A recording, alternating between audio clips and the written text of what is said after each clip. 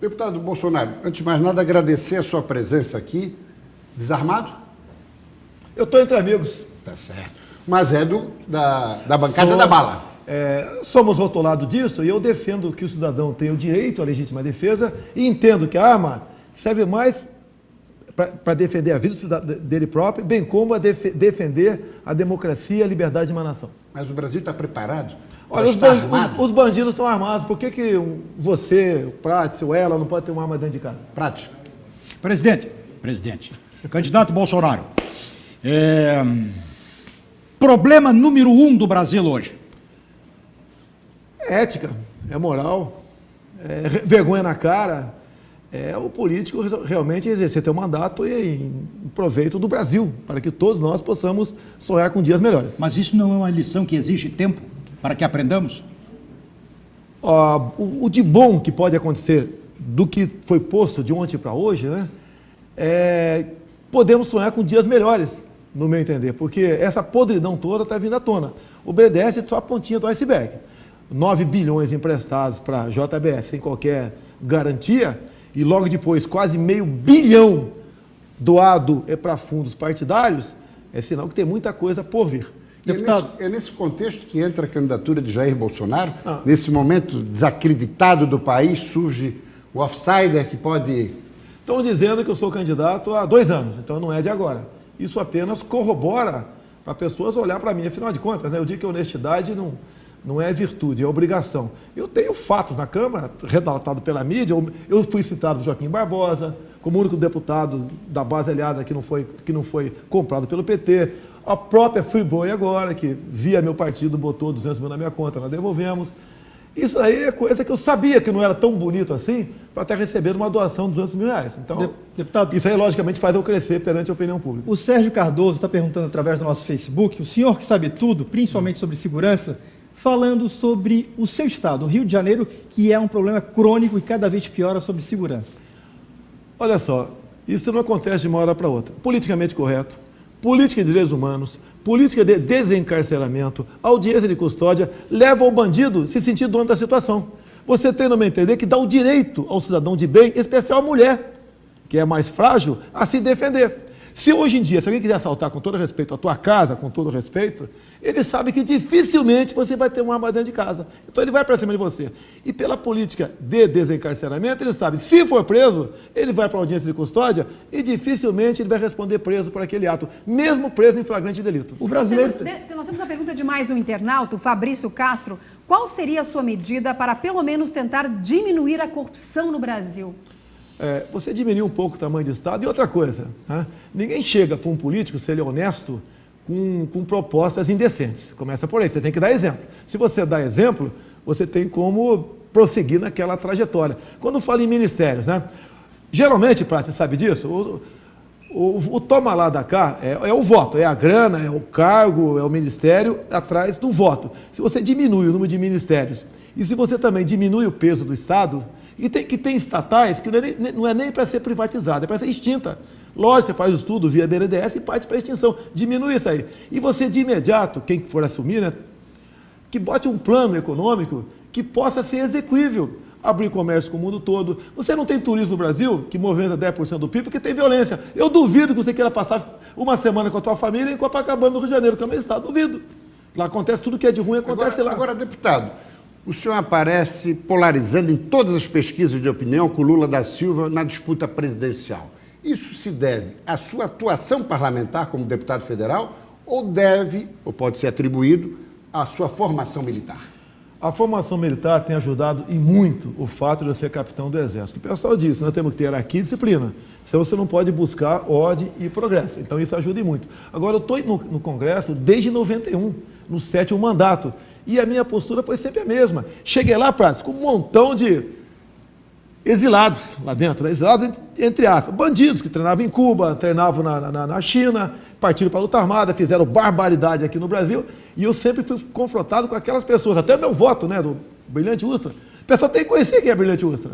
Eu vou me esconder agora? Ele teve de um lado, esse pessoal que está sendo preso agora estava de outro naquele Mas momento. ele foi um torturador quanto mais, Não né, existe Bolsonaro? nenhuma sentença criminal tratada e julgado contra ele. Tem acusações. Todo mundo que acusou ganhou poupudas indenizações e pensões milionárias sem imposto de renda. Deputado, o senhor fala muito agora do toma lá da cá.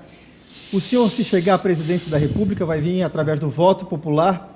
E aí a gente sabe que no DNA militar é muito papo reto, é lá e cá.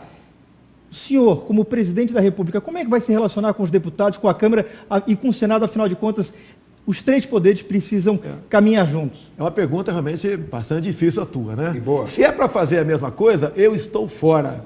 Se um dia a Câmara, vamos supor que eu seja presidente, quiser caçar meu mandato, que o casse, mas que não seja por desonestidade. Eu sei que a resposta mais fácil é uma figura de linguagem para você. É a formiga dar o drible da vaca no elefante. Mas eu acho que, da maneira como a população está acompanhando o que acontece em Brasília, eles vão ter cuidado no seu voto em 2018. E mais ainda, é uma emenda minha, é uma lei hoje em dia que você vai ter o voto impresso no ano Mas que vem será por que ocasião das eleições. tem cuidado mesmo? Afinal de contas, o que estourou ontem aconteceu em março. O Brasil parece que estava com medo da Lava Jato e muitos políticos demonstram que não tem Não, mas medo. estou falando na renovação do quadro político. Esse pessoal saiu do mensalão, entrou no petrolão e está negociando agora, abril, negociando propina em abril. O caminho agora seria o quê? Eleição indireta pelo Congresso que o senhor integra ou convocação de eleições à presidência? Você não pode, no meu entender, buscar causuísmo. O que está na lei, na Constituição, caso o Temer fosse afastado por um motivo qualquer, eleição indireta e ponto final. Não temos que inventar, é Mas causuísmo. preserva o calendário. Preserva tudo que está aí, você não tem que inventar, porque ao você inventar, você vai desagradar. E vão dizer que isso aí é um golpe. Aí sim, seria um golpe, no meu entender. E você, para ter eleição direta agora, tem que mexer na Constituição. E seria bastante complicado isso daí. E você, no meu entender, dá para você compor. Se o Temer sair, entra lá o Rodrigo Maia, que está complicada a situação dele também, está saindo no Lava Jato. Presidente do Senado também, por uma- arrolado. Não, no caso, agora é a presidente, né? É a presidente, não é mais o Lewandowski. Não, diga presidente do Senado também, arrolado, assim como presidente da Exatamente, Câmara, para o Senado enrolado, e vai para o Supremo Tribunal Federal e morre ali, não me entender. Bom, Nós nesse estávamos momento, melhorando 1h da tarde, o jornal economicamente. continua. Frade, só um minutinho. Só para o pessoal saber que o jornal vai até 1h da tarde, mas o jornal hoje continua. Nós temos mais tempo hoje aqui no SBT Meio-Dia para Já o deputado. estamos batendo 2.500 pessoas ao vivo através do Facebook do SBT Santa Catarina. E agora a pergunta que todo mundo quer ouvir. De Luiz Luiz Carlos Carlos Prati. Prati. Não, pergunta. Aqui está o jornalista ou está o fã? Que, aliás, O um fã- grande, o fã- eu sou um fã grande dele. admirador. Não, eu que sou fã dele. Eu pego de vez em quando Teria- extratos dele aqui e repercuto no meu Facebook. Teria a chance de estar ao seu lado o seu vice-presidente? Eu prefiro estar do lado dele. Deputado, nós estamos melhorando do ponto de vista econômico e isso trava tudo ou não? Não há dúvida que trava. A Bolsa está caindo. Mas estávamos melhorando? Pequena melhora, até porque estava difícil piorar economicamente falando. Os sinais que estavam dando da economia é, por exemplo, a flexibilização da CLT. Tá? Você pode ver, o exemplo de economia do Brasil está sendo o Paraguai. Lá você tem chance de investir sem essa burocracia toda no Brasil. Agora, para você tem que abrir a economia nossa para o mundo, não pode ficar preso, amarrado ao Mercosul, tem que investir pesado na questão da segurança pública, para você poder movimentar o turismo. Eu não vou à noite, eu acho difícil, não sei aqui como é que é em Floripa aqui, eu não vou à noite comer pizza com a minha família. Aqui é bom. Que eu poderia até unir um carro blindado, mas depois que você sai do carro, você pode ter problema. Tem que visitar mais então Florianópolis. É modelo de entretenimento, principalmente Os internautas, noturno. por isso que estão perguntando aqui, e eu acho que é um assunto que está em evidência, a gente vem comentando sempre, é a reforma previdenciária e a reforma trabalhista. Qual a sua opinião? A trabalhista já passou na Câmara, eu votei favorável. Essa previdenciária que está aí, eu falei no Piauí, quando estava lá, vi dados do IBGE, a expectativa de vida do povo lá, 69 anos. Você aprovar uma previdência com 65, no meu entender, é um ato de desumanidade. E como dizia no meu tempo, o Praça também é meu colega aqui, né? Nossos pais diziam, nossa mãe, remendo novo em calça velha não dá certo. Passa agora, por exemplo, 50 para 51 anos por cada mulher, 55 para 56, combate fraude. Uma das empresas que mais deve para a INSS é a JBS Friboi, mais de R$1 bilhão. Você vê as aposentadorias fraudulentas, acaba com as incorporações, em especial do Legislativo e Judiciário, você começa a dar uma respirada. E quem assumir 2019, dá um passo seguinte. Deputado, 18 de maio, na sua opinião, presidente Michel Temer cai? Cai. Tem alguém lhe perguntando aqui, diretas já? Não, isso aí não é entender a causuísmo. Nós temos que seguir a lei que está aí. Mas não podemos. Porque hoje em dia, a direta já vai beneficiar um grupo, ou de lá ou de cá. E o lado perdedor, você vai dar margem para ele questionar esse processo. Vamos na legalidade. Eu acredito nas eleições de 2018, até porque teremos um voto impresso. Agora, Temer cai pela renúncia ou pelo impeachment? Ou pela cassação no TSE? No lugar dele, você não renunciaria, porque ele perde o foro. Ele pode ser preso por lá, uma juiz de primeira instância. Tá? Eu acho que o que está acontecendo reforça a tese do TSE, ele pode perder seu mandato por lá, e da Câmara pode perder também, vai depender do presidente, mas é um caminho muito longo. Jair Bolsonaro é, sem dúvida nenhuma, um político polêmico, com teses que causam ódio e amor ao mesmo tempo.